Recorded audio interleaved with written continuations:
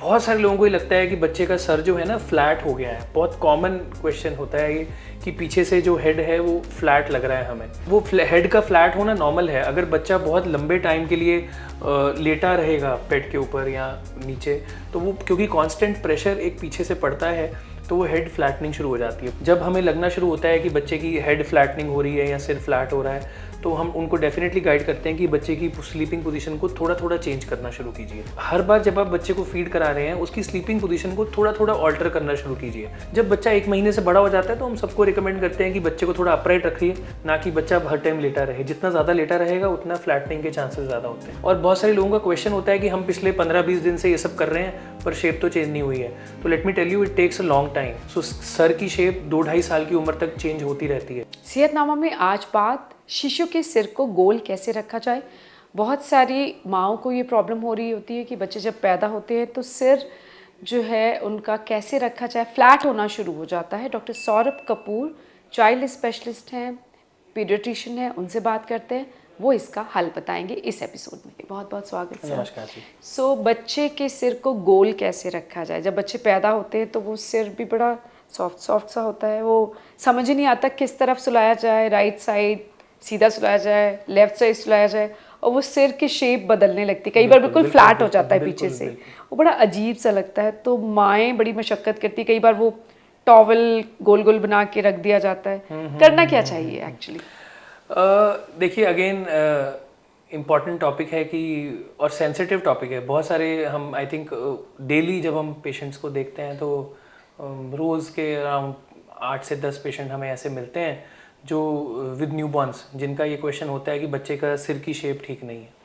तो अगर हम छोटे बच्चे की हेड की शेप को समझें तो जब बच्चा बॉर्न होता है यूजुअली हेड की शेप जो है एक फिक्स्ड राउंड होती है। हम नॉर्मल केसेस की बात कर रहे हैं, हम यहाँ पे अब नॉर्मल केसेस की बात नहीं कर रहे हैं।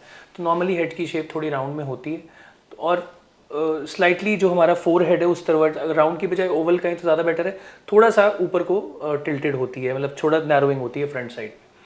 और अगर हम देखें कि हमारे सिर के अंदर बहुत सारे बच्चे के गैप्स होते हैं जिनको हम फॉन्टेनल्स बोलते हैं।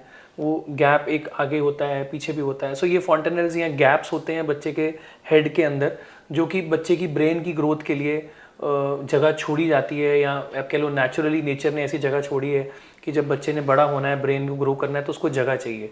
सिमिलरली हमारे जो स्कल बोन्स हैं उनके बीच में कुछ क्रैक्स कह लो या सूचर्स कह लो, वो ओपन एरियाज़ होते हैं जगह जगह बच्चे के हेड में, जहाँ पे कि वो जो एरियाज़ हैं, अगेन वो गैप इसलिए है कि जब बच्चा ग्रो करेगा तो ब्रेन भी ग्रो करेगी, उसके साथ उसको जगह चाहिए ग्रो करने के लिए, तो फिक्स नहीं हो सकता। सो ये जो एरियाज़, इसका मतलब है कि भगवान ने हमारी हेड को ऐसा बनाया है कि वो मोल्डेबल है। तो अगर वो अंदर से ग्रो कर रहा है, अगर हम बाहर से किसी चीज़ का प्रेशर डालेंगे तो वो बाहर से भी मोल्ड हो सकता है। सो मेरा पर्पस इसको बताने का ये था कि आप इस कंसेप्ट को समझें पहले हम, कि जो गैप छोड़े गए हैं वो भगवान ने इसलिए छोड़े हैं या नेचर ने इसलिए छोड़े हैं कि जब हमारी ब्रेन ग्रो हो अंदर से तो वो आगे को बाहर को बढ़ सके। सिमिलरली वो उल्टा भी ट्रू है, अगर हम बाहर से प्रेशराइज करेंगे तो वो फ्लैटनिंग भी या मोल्डिंग जो हेड की है वो होनी शुरू हो जाती है। तो बहुत सारे लोगों को ये लगता है कि बच्चे का सर जो है ना फ्लैट हो गया है। बहुत कॉमन क्वेश्चन होता है ये कि पीछे से जो हेड है वो फ्लैट लग रहा है हमें। देखिए, उसको वो हेड का फ्लैट होना नॉर्मल है। अगर बच्चा बहुत लंबे टाइम के लिए लेटा रहेगा बेड के ऊपर या नीचे, तो वो क्योंकि कांस्टेंट प्रेशर एक पीछे से पड़ता है तो वो हेड फ्लैटनिंग शुरू हो जाती है। बहुत सारे बच्चे सर को एक तरफ रखते हैं, कभी ऐसे रखते हैं, कभी ऐसे रखते हैं। तो अगर इसी तरफ को पर्टिकुलरली बेबी सोता रहेगा तो ये वाला एंड फ्लैट हो जाएगा। सिमिलरली इधर को सोएंगे तो ये फ्लैट हो जाएगा। तो it is very important to realise कि ये नॉर्मल है, इसमें कोई परेशान होना या घबराने वाली बात नहीं है कि सिर फ्लैट हो गया तो शायद कोई प्रॉब्लम हो गई है सिर के अंदर या ऐसा कुछ है, ये आगे भी ऐसे ही रहेगी, ऐसा नहीं है। तो इसको करेक्टिव मेजर्स हम कर सकते हैं और क्या क्या करना चाहिए वो हम आगे डिस्कस करेंगे। बट बेसिकली लोगों को ये पता होना ज़रूरी है कि एक नॉर्मल फिनोमिना है, हमारे नेचर ने हमारी ब्रेन में कुछ गैप्स छोड़े हैं, उसको उसकी शेप, इसीलिए उसकी शेप चेंज हो सकती है। आप एक अडल्ट को अगर ऐसा लेटाएंगे जिसका हेड हार्ड है, वो नहीं चेंज होगा क्योंकि वो बोन्स कैल्सीफाई हो चुकी हैं, हार्ड हो चुकी हैं। लेकिन उसकी बोन्स जो हैं मोल्डेबल हैं, चेंजेबल हैं, तो इसलिए वो शेप चेंज हो जाती है। राइट। तो अब जो सिर को गोल रखने के लिए वो टॉवल और बहुत सारे तकिए भी आते हैं। तो अब क्या किया जाए, मतलब शेप सही रखने के लिए क्या किया जाए? तो सबसे इम्पॉर्टेंट ये है कि बिफोर कि हम कुछ इंटरवीन करें, हम कुछ नई चीज़ें लाएं अपने घर में, और आजकल वो सीड्स वाले पिलोज आते हैं and there are certain soft pillows, फिर सेंटर से फ्लैट, साइड से, तो तरह तरह के पिलोज अवेलेबल हैं मार्केट में। तो उससे पहले सबसे इम्पॉर्टेंट है बेबी की स्लीपिंग पोजीशन।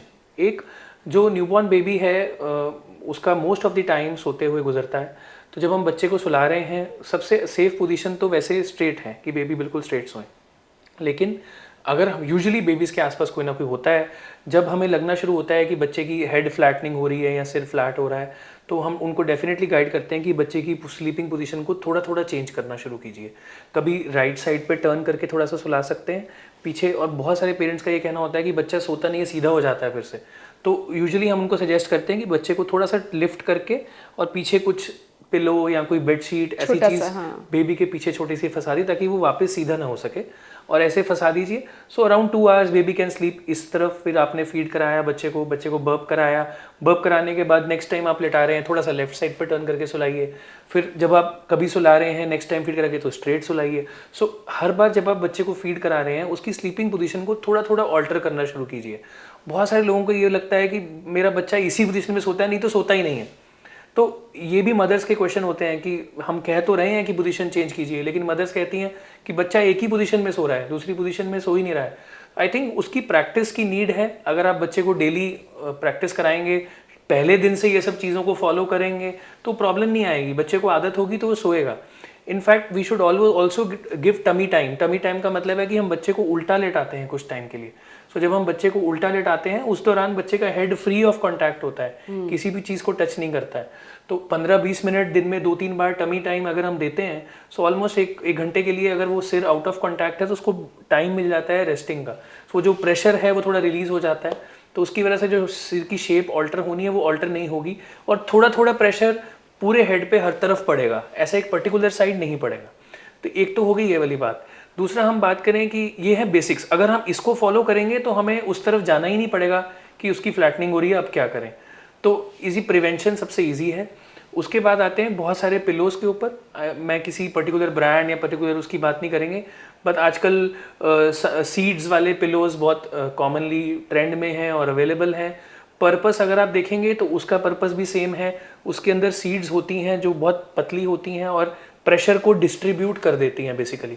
सो जो भी एक पर्टिकुलर प्रेशर एक पर्टिकुलर पॉइंट पे है वो पूरे सीड पिलो में डिस्ट्रीब्यूट हो जाता है। तो एक पर्टिकुलर पॉइंट पे प्रेशर कम पड़ता है रिलेटिवली, इसीलिए वो बेटर है। Instead of using normal pillows अगर हम वो वाला पिलो यूज़ करते हैं तो उससे भी हम जो फ्लैटनिंग है उसको प्रिवेंट कर सकते हैं। मतलब वो यूज़ किया जा सकता है, यूज़ कर सकते हैं। कोई ऐसे स्पेसिफिक ब्रांड है, बट किसी का भी आप पिलो यूज़ करें, इट शुड बी, अगर सीड पिलो यूज़ करते हैं तो डेफिनेटली उससे प्रेशर थोड़ा कम एक्सर्ट होता है कंपेयर टू नॉर्मल पिलो अगर हम बात करें। एक सवाल जहन में आ रहा है कि बच्चे को जो आपने कहा कि किसी भी पोजीशन में ब्रेस्ट फीड के बाद सुलाना, राइट लेफ्ट या सीधा किसी भी पोजीशन में सुला सकते हैं, लेकिन हाँ सुलाना तो आपको डकार दिलाने के बाद भी है तो रिस्क नहीं होगा। तो बर्पिंग करना है, वही हमने जैसे बताया ना, तो बर्पिंग इंपॉर्टेंट है। तो अगर आपने 15-20 मिनट बर्प किया है बच्चे को फीड कराने के बाद और उसके बाद आप उसको लेटा रहे हैं किसी भी पोजीशन में, हाँ, तो आप जब देखो best position is the straight position, but then बिल्कुल स्ट्रेट सुलाने से बहुत बार फ्लैटनिंग हो जाती है। तो हम कहते हैं कि जैसे अगर ये बिल्कुल स्ट्रेट है तो अगर हम इतना सा उसको टिल्ट कर देते हैं जिससे कि कुछ एरियाज का प्रेशर ऑफ हो जाए, सिमिलरली कभी इतना सा इस तरफ को टिल्ट कर देते हैं। बहुत स्ट्रेट करने की जरूरत नहीं है, ऐसा करने की जरूरत नहीं है, थोड़ा सा इधर हल्का सा टिल्ट हो भी शायद हाँ, तो हल्का सा टिल्ट करना है, जिसका मतलब है कि आप इसके पीछे कोई सॉफ्ट बेडशीट या कोई सॉफ्ट सा छोटा पिलो वो पीछे दे दीजिए थोड़ी देर के लिए, ताकि बेबी को दो घंटे के लिए, जब 1.5 घंटा बच्चा सो रहा है तो इस पोजीशन में सो जाए। सिमिलरली कभी बिल्कुल स्ट्रेट भी सोने दीजिए, कभी इस तरफ थोड़ा सा एलिवेट कर दीजिए। तो अगर आपने बर्पिंग प्रॉपर करा रखी है तो कोई प्रॉब्लम नहीं होती है। इनफैक्ट अगर बच्चा दूध निकालता भी है तो हमें डर इसी बात का होता है बच्चा दूध ना निकाल दे। अगर बच्चा दूध निकालता भी है तो अगर ऑलरेडी आप थोड़ा टिल्ट पोजीशन में होंगे ना तो वो ऑटोमेटिकली माउथ से बाहर आ जाएगा। So that is better. अगर हम बात करें इन टर्म्स की बच्चा दूध निकाल दिया तो क्या होगा, तो ऐसी पोजीशन में बेटर है कि अगर निकालेंगे भी तो वो साइड से बाहर को गिर जाएगा इंस्टेड ऑफ कि बच्चे को खुद अंदर जाए। अब तो ये तो रहा प्रिकॉशंस कि बच्चे का सिर गोल कैसे रखा जाए, लेकिन जिन बच्चों के सिर फ्लैट हो चुके हैं उनका क्या किया जाए? हाँ, उनके लिए इंपॉर्टेंट एस्पेक्ट है कि हमें पहले तो ये रियलाइज करना है कि किस तरफ से फ्लैटनिंग हुई है। तो अगर तो ओवरऑल पीछे से फ्लैट है तो फिर हमारा मतलब जो बिल्कुल बिल्कुल back side of the skull अगर फ्लैट है तो हमारे पास ऑप्शंस बहुत कम है। हम उसको सीधा ना कम से कम लेटाएं, बच्चे को जब भी लेटाना है टर्न देके ही लेटाएं, थोड़ा सा इस तरफ। कुछ केसेस में जब बच्चे जैसे 1 डेढ़ 2 महीने के हो जाते हैं तो इट इज़ सेफ इनफ कि अगर वो पूरा टेढ़ा होकर भी सोना चाहते हैं तो उस केसेस में बिल्कुल बेबी को सीधा टेढ़ा करके एक तरफ को टिल्ट करके पीछे पिलोज रख के let the baby be in one direction, कभी इस तरफ कभी उस तरफ। जिस तरफ से फ्लैटनिंग हुई है, अगर एक तरफ की फ्लैटनिंग है तो जिस तरफ की फ्लैटनिंग है उस पार्ट को हमेशा ऊपर रखेंगे। सो अगर मेरी पोजीशनिंग राइट साइड पे मेरा ये वाला हेड फ्लैट है तो मैं ऐसे टर्न होके सोऊंगा ताकि ये वाला एंड मेरा ऊपर रहे, मेरा प्रेशर इधर को आके रीडिस्ट्रीब्यूट हो, और इस वाले एंड को मैं ज़्यादा ऊपर रखूंगा। हो जाता है ये? बिल्कुल हो जाता है। और दूसरी बात है कि एट द सेम टाइम ये रियलाइज करना है कि ऐसा नहीं होना चाहिए कि इसको इतना ऊपर रखा कि ये वाला हिस्सा फ्लैट हो गया फिर। तो आपको टाइम को चेंज करना है। अगर आप पहले 50-50 रख रहे थे, अब आप उसको 80-20 कर देंगे कि 20% हम इधर लेटाएंगे, 80% हम इधर लेटाएंगे, ताकि gradually over a period of next 6 months to 8 months वो चीज़ें ग्रेजुअली सिर की शेप नॉर्मल होगी, क्योंकि ब्रेन तो ग्रो करेगा। अगर आप उसका प्रेशर रिलीज कर देंगे, अंदर से ब्रेन अपना प्रेशर देगा, ग्रो होगा, तो वो बोन अपने आप शेप में आनी शुरू हो जाती है। One is this. Next is, if you are not using a particular seat pillow or something, you can definitely use that pillow. Third thing is, there are certain helmets available. तो बहुत सारे बच्चों के लिए हेलमेट्स भी available हैं। तो उससे ये होता है कि अगर बच्चा सो रहा है उसमें आप ना बाय डिफ़ॉल्ट उसको प्रिपेयर करा सकते हैं कि किस तरफ से फ्लैटनिंग है, तो उस एरिया का प्रेशर रिलीज कर दिया जाता है। और अगर बच्चा स्ट्रेट सोए या उस एरिया पे भी सोए पर उस वाले पार्ट पे प्रेशर नहीं आता है, क्योंकि वो उसको लिफ्ट कर देते हैं।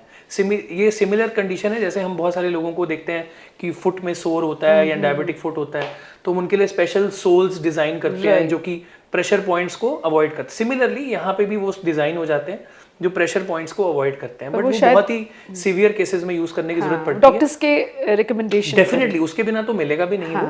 और उसके लिए प्रॉपर साइजिंग चाहिए, प्रॉपर किस डायरेक्शन से कितना एलिवेट करना है वो सब चाहिए, अगर प्रॉब्लम ज़्यादा है तब। बट हाँ, वो मोस्टली सीवियर केसेस में यूज करने की जरूरत पड़ती है, स्पेशली प्रीमेच्योर बच्चों में, बिकॉज प्रीमेच्योर बच्चे बहुत टाइम के लिए आईसीयू में रहते हैं, बहुत लंबे देर के लिए लेटे रहते हैं। जब बच्चा 1 महीने से बड़ा हो जाता है तो हम सबको रिकमेंड करते हैं कि बच्चे को थोड़ा अपराइट रखिए। मोस्ट ऑफ द टाइम कोशिश कीजिए कि बच्चा अपराइट हो, ना कि बच्चा हर टाइम लेटा रहे। जितना ज़्यादा लेटा रहेगा उतना फ्लैटनिंग के चांसेस ज़्यादा होते हैं। जितना आप बच्चे को अपराइट रखेंगे, बिठा के रखेंगे, ऐसे गोदी से लगा के रखेंगे, उतना वो कम फ्लैटनिंग होगी उसके हेड की। तो आई थिंक वो एक इजी तरीका है कि जिससे हम उसको ठीक कर सकते हैं। और बहुत सारे लोगों का क्वेश्चन होता है कि हम पिछले 15-20 दिन से ये सब कर रहे हैं पर शेप तो चेंज नहीं हुई है। तो let me tell you, it takes a long time. कई बार साल 1.5 साल भी लग जाता है। सो सर की शेप 2-2.5 साल की उम्र तक चेंज होती रहती है। तो हमें पेरेंट्स को सबको ये समझना चाहिए कि ये लॉन्ग जर्नी है। आप प्रेशर को ऑफ कीजिए, ग्रेजुअली जो है वो स्कल की शेप अपने आप नॉर्मल होनी शुरू हो जाएगी। 2-2.5 साल की उम्र तक 90-95% बच्चों की स्कल की शेप ऑटोमेटिकली ठीक हो जाती है।